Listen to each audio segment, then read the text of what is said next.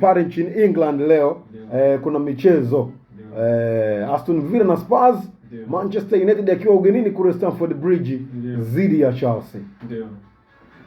Tutegemee mchezo wa aina gani? Manchester United na Chelsea. Utakuwa mchezo sio rahisi kwa Manchester United.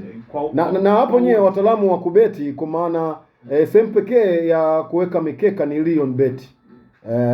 Chukua pesa yako, kibunda chako, maana pale Lion Bet odds ni kubwa, lakini pia mbali na odds kuwa kubwa, Lion Bet ni simba na mikeka.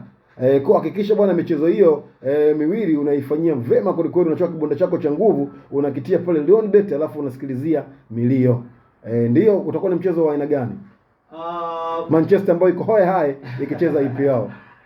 Utakuwa mchezo mgumu kwa sababu Chelsea wanahitaji kukusanya alama ili waendelee kubaki pale, kupata nafasi ya kwenda Champions League football next season. Ukiangalia mpaka sasa hivi msimamo unavyoonyesha wao wako kwenye hiyo nafasi.